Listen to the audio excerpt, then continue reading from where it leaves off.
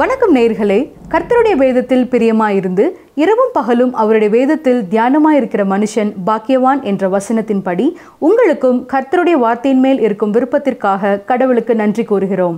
இன்று நாம் திருச்சபை சந்திக்கும் பாடுகளை குறித்தும் எழுப்புதலை குறித்தும் விசுவாசிகளுக்குள் இருக்க வேண்டிய ஐக்கியத்தை குறித்தும் கற்றுக்கொள்ளப் போகிறோம். கவனமாக பார்ப்போமா?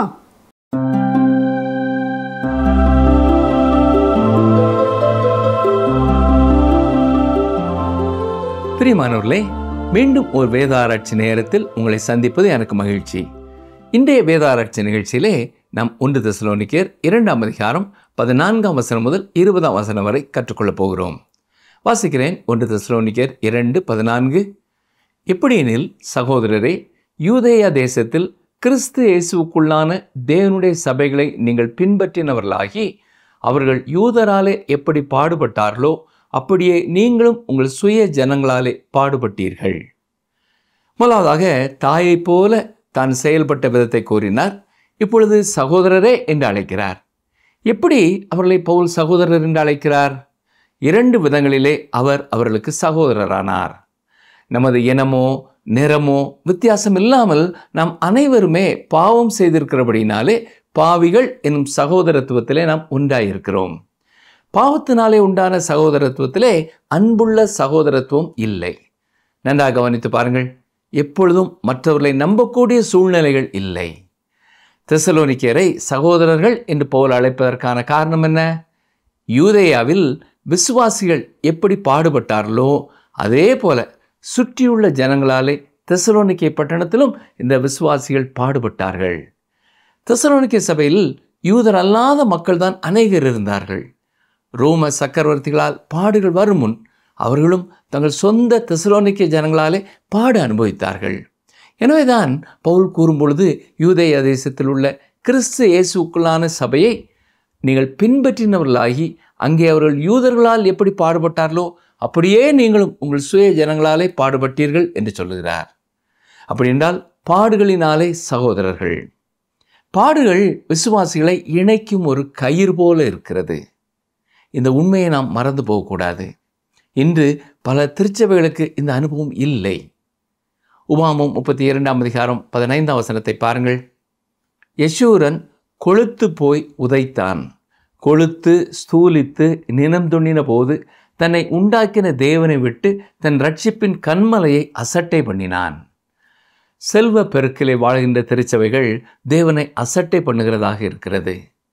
ஆவிக்குரிய காரியங்களுக்கு முக்கியத்துவம் கொடுக்காமல் கட்டிட அலங்காரங்களுக்கும் கேளிக்கைகளுக்கும் உணவுகளுக்கும் இப்படி பல திருச்சபைகள் முக்கியத்துவம் கொடுக்கின்றன. மேலும் திருச்சபையில் உள்ள பலர் ஆத்தும ஆதாய பணிகளுக்கு கொடுப்பதை விட இப்படிப்பட்ட வீண் செலவுகளுக்கு தங்கள் நன்கொடைகளை கொடுக்கவே விருப்பமுள்ளவர்களாய் இருக்கிறார்கள். ஏனென்றால் பல திருச்சபைகளிலே யார் யார் எந்தெந்த காரியங்களுக்கு எவ்வளவு பணம் கொடுத்தார்கள் என்று கர்த்தரை ஆராதிக்க வேண்டிய ஆராதனை நேரங்களிலும் பட்டியல்கள் வாசிக்கப்படுகின்றன. இப்படிப்பட்ட காரியங்கள் தவறு. பிரியமானவர்களே, இது தேவையில்லை என்பதை திருச்சபையில் பலர் உணர்ந்திருந்தாலும் தைரியமாய் அதை எடுத்துச் சொல்ல அவர்களால் முடியாமல் இருக்கிறார்கள். அப்படிப்பட்ட சபைகளுக்கு பாடுகள் மிக அருகில் இருக்கின்றன. இன்று பல திருச்சபைகளிலே மக்கள் எழுப்புதலுக்காக ஜெபித்து கொண்டு இருக்கிறார்கள்.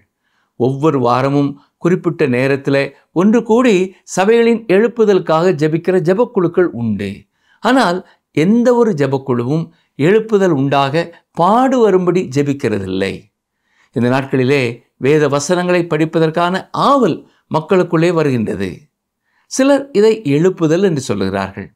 ஆனால் பிரியமானவர்களே, திருச்சபைகளுக்கு எழுப்புதல் உண்டாகும் பொழுது அது எல்லாராலும் காணக்கூடிய ஒன்றாய் இருக்கும். இது எழுப்புதல் தானா என்று யாரும் யாரை பார்த்தும் கேட்க வேண்டிய சூழ்நிலை இருக்காது. ஆனால் திருச்சபைக்கு பாடு வரும் என்றால் விசுவாசிகள் ஒருவரோடு ஒருவர் நெருக்கமானவர்களாக மாறுவார்கள். கொரிந்து திருச்சபை போல இன்றும் பல திருச்சபைகளிலே நான் அதை சேர்ந்தவன், நான் இதை சேர்ந்தவன், அல்லது நான் அவனைச் சேர்ந்தவன், அல்லது நான் இவனைச் சேர்ந்தவன் என்று சகோதரத்துவம் இல்லாமல் இருக்கும் சூழ்நிலை வேதனையானது. திருச்சபைகளிலே போட்டி பொறாமைகளை ஏற்படுத்தும் அவசியமில்லாத அமைப்புகளை சபைகளை விட்டு அப்புறப்படுத்தும் பொழுது என் சகோதரன் என் சகோதரி என்ற ஒற்றுமை ஐக்கியம் அங்கே ஏற்பட முடியும். திருச்சபை ஊழியர்களும் பலர் இப்படிப்பட்ட பிரிவினைகளுக்கு காரணமாய் பிரிவினைகளை தலைமை தாங்கி நடத்துகிறவர்களாய் இருப்பது மிகவும் வேதனையான ஒரு காரியம். உண்மையான விசுவாசிகள் இப்படிப்பட்ட நிகழ்வுகளை விட்டு விலகி நின்று கர்த்தருக்கு சாட்சியாய் வாழ எதிர்பார்க்கப்படுகிறார்கள். இந்த நாட்களிலே சபைகளுக்குள்ளே இருக்கிற போட்டி பொறாமைகள் மறைந்து போகும் பொழுதே உண்மையான ஒரு அன்பும் உண்மையான ஐக்கியமும் அங்கே உண்டாகும். பல காரியங்களிலே அவர்களுக்குள்ளே கருத்து வேறுபாடுகள் இருக்கலாம். ஆனால் இயேசு கிறிஸ்துவுக்குள்ளே இவன் என்னுடைய சகோதரன், இவள் என்னுடைய சகோதரி என்ற ஐக்கியம் அப்பொழுது பூரணமாய் உண்டாகும். ரட்சிக்கப்பட்ட நாம் அனைவரும் தேவனுடைய குடும்பத்தில் இருக்கிறோம். இதை இந்த உலகத்தின் முன் காட்ட வேண்டியவர்களாயும் இருக்கிறோம். பாடு வந்த பின்தான் காண்பிக்க போறேன் என்று இல்லாமல் இப்பொழுதே கிறிஸ்துவுக்குள் சகோதரத்துவ அன்பை மற்றவர்கள் காண நாம் வாழும் பொழுது அநேகர் கிறிஸ்துவண்டை இழுத்து கொள்ளப்படுவார்கள். நாம் எழுப்புதலுக்காக ஜெபிப்போம் என்றால் குறுக்கு வழியிலே எழுப்புதல் வரும் என்று எதிர்பார்க்கிறோம். இல்லை பிரியமானவர்களே, எழுப்புதலை உண்டு பண்ணக்கூடிய ஒரு சூழ்நிலையை தேவன் உண்டு பண்ண வேண்டும் என்று ஜெபிப்போம். கடந்த நாட்களிலே மக்கள் பாடுகளின் மத்தியில் இருந்த பொழுது இருளான நாட்களிலே கஷ்டமான வேளைகளிலே தான் எழுப்புதல் உண்டாயிற்று. ஒரு பெரிய புரட்சி ஏற்படக்கூடிய ஒரு சூழ்நிலை இருந்தது. நாம் இருக்கும் தேசத்திலும் தேவன் எழுப்புதலை அனுப்பும்படி அதற்கான சூழ்நிலையை ஏற்படுத்தும்படியாய் நாம் ஜெபிக்க வேண்டும். 1 தெசலோனிக்கேயர் 2ஆம் அதிகாரம் 15-16 வசனங்களை கவனியுங்கள். அந்த யூதர்கள் கர்த்தராகிய இயேசுவையும் தங்கள் தீர்க்கதரிசிகளையும் கொலை செய்தவர்களும் எங்களை துன்பப்படுத்தினவர்களும் தேவன் கேட்காதவர்களும் மனுஷர் யாவருக்கும் விரோதிகளுமாயிருந்து புறஜாதியார் ரட்சிக்கப்படுவதற்கு நாங்கள் அவர்களோடு பேசாதபடிக்கு தடை பண்ணுகிறார்கள். இவ்விதமாய் எக்காலத்திலும் தங்கள் பாவங்களை நிறைவாக்குகிறார்கள். அவர்கள் மேல் கோபாக்கினை பூரணமாய் வந்திருக்கிறது. பிரியமானவர்களே, இது வேத புத்தகத்தில் குறிப்பிடத்தக்க ஒரு பகுதி. உன்னதமான ஒரு கொள்கையை இது வெளிப்படுத்துகிறது. தேவன் பாவத்தை அதன் முழு அகோரத்திற்கும் செல்லும்படியாக விட்டு விடுகிறார். தீர்க்கதரிசிகள் பாவத்தை குறித்து சொல்லும் பொழுது அது நிரம்பி வழிய வேண்டும் என்று சொன்னார்கள்.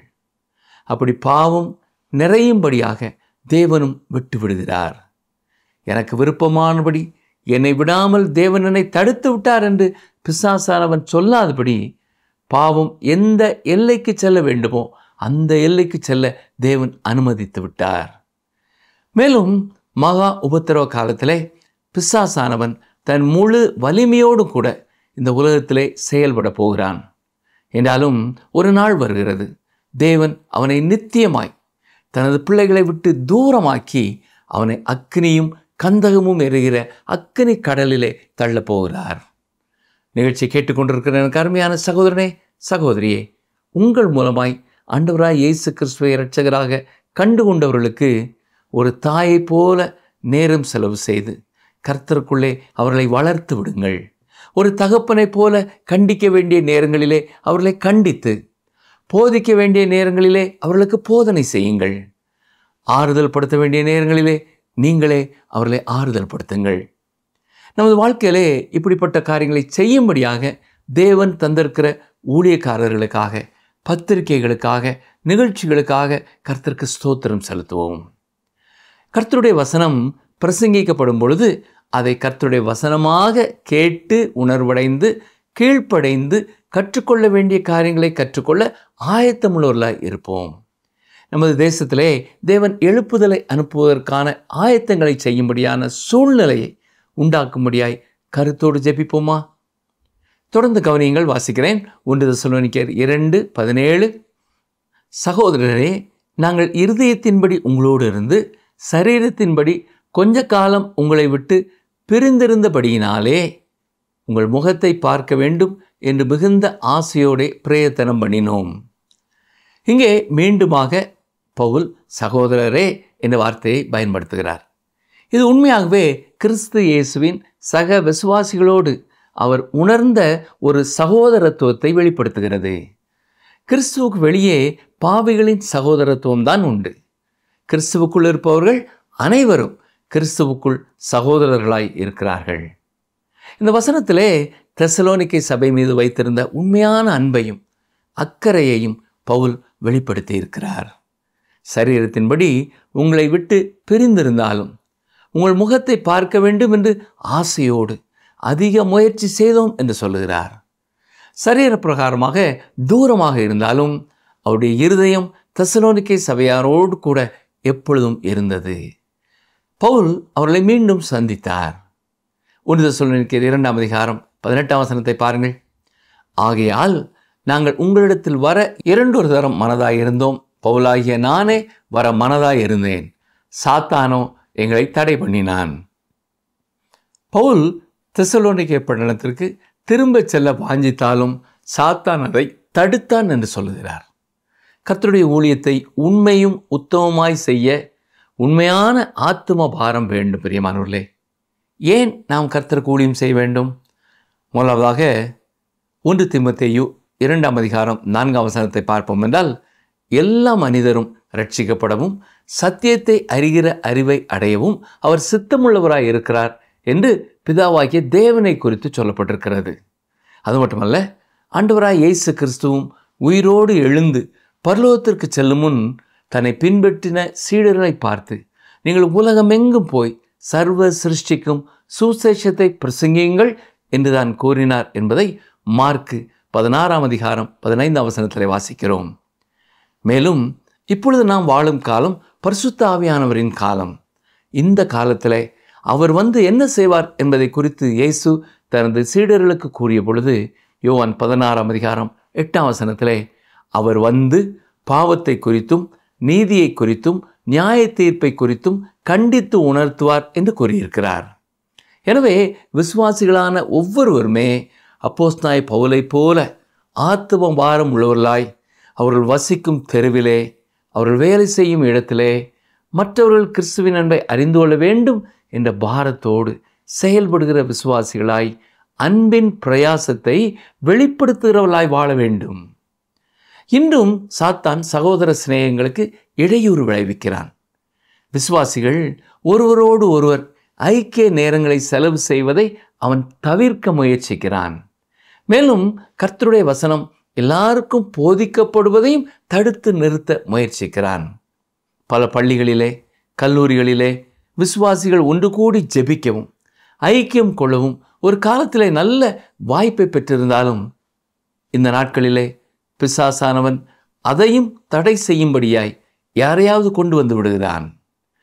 பல ஊடகங்கள் வழியாக கர்த்தருடைய வசனம் போதிக்கப்படும் பொழுது அது தொடர்ந்து செல்லாதபடி தடை செய்யும் ஆட்களை நிறுவுகிறான். பாருங்கள், 1 தெசலோனிக்கேயர் 2ஆம் அதிகாரம் 19ஆம் 20ஆம் வசனங்கள். எங்களுக்கு நம்பிக்கையும் சந்தோஷமும் மகிழ்ச்சியின் கிரீடமுமாய் இருப்பவர்கள் யார்? நம்முடைய கர்த்தராய் இயேசு கிறிஸ்து வரும்போது அவருடைய சன்னிதானத்திலே நீங்கள் அல்லவா அப்படி இருப்பீர்கள். நீங்களே எங்களுக்கு மகிமையும் சந்தோஷமுமாய் இருக்கிறீர்கள். கிறிஸ்து தமது சபையை எடுத்துக்கொள்ளும்படி வரும்பொழுது பவுல் கிறிஸ்துவண்டை வழி நடத்தின அத்தனை பேரையும் சந்திப்பேன் என்ற நம்பிக்கை பவுலுக்கு இருந்தது. எனவே அவரது எதிர்பார்ப்பு தெசலோனிக்கே சபை விசுவாசிகள் இந்த உலகத்திலும் சரி நித்தியத்திலும் சரி அப்போஸ்தலனாகிய பவுலுக்கு மகிமையாயும் சந்தோஷமாயும் இருக்கிறார்கள் என்று சொல்லுகிறார். அப்போஸ்தலனாகிய பவுல் இயேசு கிறிஸ்துவை ஏற்றுக்கொள்ளும் முன் கிறிஸ்துவை பின்பற்றினவர்களை துன்பப்படுத்துகிற ஒரு மனிதனாய் இருந்தார். ஆனால் தமஸ்குவிற்கு கிறிஸ்தவர்களை துன்பப்படுத்த அனுமதியோடு சென்ற பொழுது இயேசு வழியிலே சந்தித்தார். இயேசுதான் மேசியா என்பதை பவுல் அறிந்து கொண்டவுடன் அவரிடத்திலே கேட்ட முதல் கேள்வி, ஆண்டவரே, நான் என்ன செய்ய சித்தமாயிருக்கிறேன்?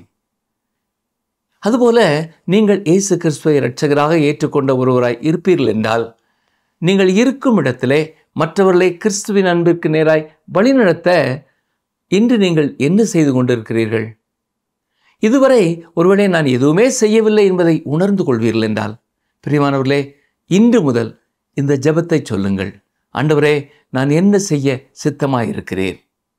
உன்னதமான ஊழியத்தை ஆண்டவர் நிச்சயம் உங்களுக்கு தருவார். அதை நிறைவேற்றுவதால் பலர் கிறிஸ்துவை அறிந்து கொள்வார்கள். நீங்களும் கர்த்தரை அறிந்ததை குறித்து உண்மையாகவே மகிழ்ச்சி அடைவீர்கள். ஏற்கனவே கர்த்தர் கொடுத்த பணிகளை நீங்கள் தொடர்ந்து செய்து கொண்டிருப்பீர்கள் என்றால் அதனால் பலன் உடனே இல்லை என்று சோர்ந்து போய்விட வேண்டாம். உன் ஆகாரத்தை தண்ணீரின் மேல் போடு, அநேக நாட்களுக்கு பின் அதன் பலனை காண்பாய் என்று நாம் பிரசங்கியின் புத்தகத்திலே வாசிப்பது போல உண்மையான ஆத்ம பாரத்துடனும் விடா முயற்சியுடனும் செயல்படுங்கள். ஏற்ற காலத்திலே பலர் கர்த்தரண்டை வருவதை நீங்களே கண்டுகொள்வீர்கள். நிகழ்ச்சியை கேட்டுக்கொண்டிருக்கிற எனக்கு அருமையான சகோதரனே, அருமையான சகோதரியே, கர்த்தருடைய வார்த்தை மற்றவர்களுக்கு போதிக்கப்படுவதற்காக நீங்கள் எடுத்துக்கொண்ட பிரயாசங்கள் மற்றும் இந்த ஒளிபரப்பு தொடர்ந்து வருவதற்காக நீங்கள் ஏறெடுத்த ஜெபங்களின் விளைவுகளை பரலோகத்தில் ஆத்துமாக்களாக சந்திக்கப் போகிறீர்கள். உங்களுடைய ஜெபத்தினாலும் உங்கள் தியாகத்தினாலும் உங்கள் பிரயாசங்களினாலும் கர்த்தருடைய வார்த்தையை கேட்டு அவரை விசுவாசித்தவர்களை நீங்கள் நேருக்கு நேர் சந்திக்கும் பொழுது அது எத்தனை மகிழ்ச்சி நிறைந்த ஒரு கூடுகையாக இருக்கும் இல்லையா? அப்படி உங்கள் மூலமாய் கர்த்தரண்டை வந்தவர்கள் உங்கள் கரங்களை பற்றி கொண்டு உங்களுக்கு நன்றி கூறுவார்கள். ஏனென்றால் நீங்கள் எடுத்த அந்த சின்ன சின்ன முயற்சிகளின் விளைவினாலேயே அவர்கள் கர்த்தருடைய வசனத்தை கேட்கும் வாய்ப்பை பெற்றார்கள், கர்த்தரை அறிந்து கொண்டார்கள், ரட்சிக்கப்பட்டார்கள். இதுதான் பிரியமானவர்களே, நாம் பரலோகத்திலே பெற்றுக்கொள்ளப் போகிற வெகுமதிகளிலே ஒன்று. இதை நாம் உணர்ந்து வாழ வேண்டும். திருச்சபையை இந்த உலகத்திலிருந்து கிறிஸ்து எடுத்துக்கொள்ள வரும் காலத்தை நாம் எதிர்பார்த்து காத்திருப்போம். உங்கள் சாட்சி மூலமாக, உங்கள் சேவை மூலமாக, உங்கள் அர்ப்பணிப்பு மூலமாக, உங்கள் தியாகங்கள் மூலமாக கர்த்தரை அறிந்து கொண்டவர்களும் இயேசுவை சந்திக்க உங்களோடு எடுத்துக்கொள்ளப்படுவார்கள் என்பது எத்தனை மகிமையான ஒரு சந்தோஷம் இல்லையா? மத்தேயு 10ஆம் அதிகாரம் 32, 33ஆம் வசனங்களை நீங்கள் வாசித்து பாருங்கள். மனுஷர் முன்பாக என்னை அறிக்கை பண்ணுகிறவன் எவனோ அவனை நானும் பரலோகத்தில் இருக்கிற என் பிதாவின் முன்பாக அறிக்கை பண்ணுவேன்.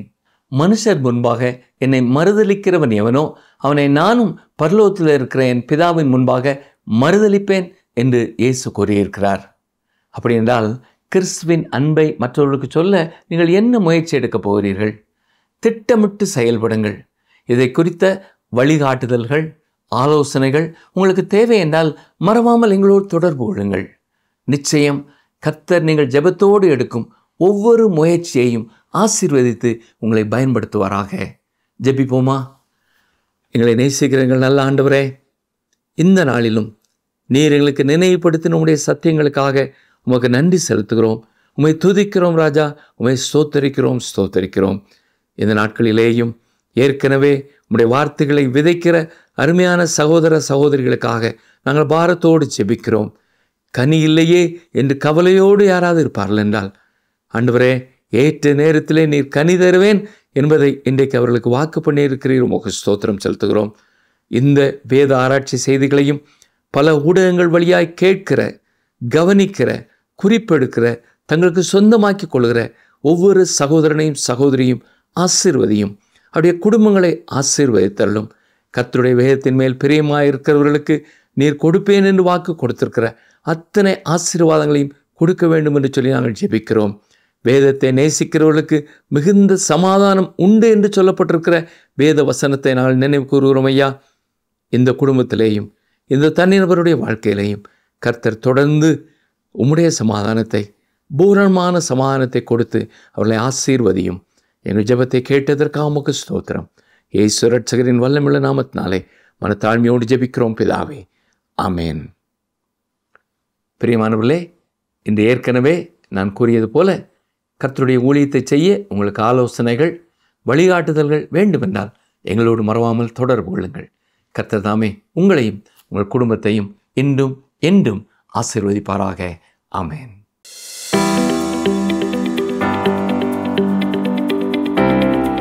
எத்தனை முறை போலவும் தெசலோனிக்கே சபைக்கு பவுல் கூறும் வார்த்தைகளை கவனித்தோம். நம் திருச்சபையின் செயல்கள் கர்த்தருக்கு பிரியமானதாய் இருக்கிறதா என்பதை குறித்து சிந்தித்து பார்ப்போம். இயேசு கிறிஸ்துவின் வருகைக்காக எதிர்பார்த்து காத்திருக்கிற நாம் நம் அருகில் இருப்பவர்களுக்கு நாம் நற்செய்தி சொல்வது எப்படி என்பதை திட்டமிடுவோம். தேவன் அவர்களையும் நேசிக்கிறார். அவர்களுக்காகவும் இயேசு தன் ஜீவனை கொடுத்தார் என்பதை அறிவிக்க, ஆண்டவரே, நான் என்ன செய்ய சித்தமாய் இருக்கிறீர் என்று தொடர்ந்து ஜெபிப்போம். கர்த்தருடைய கிருபை உங்களோடு தங்கியிருப்பதாக. ஆமென். இந்த நிகழ்ச்சி உங்களுக்கு பிடிச்சிருக்கா? அப்ப இப்பவே மிஸ்டர் கால் கொடுங்க. பரிசு வெல்றது நீங்களாவும் இருக்கலாம்.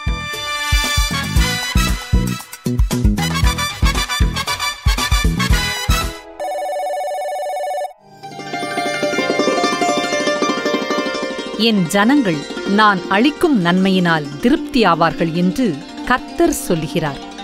எரேமியா 31:14.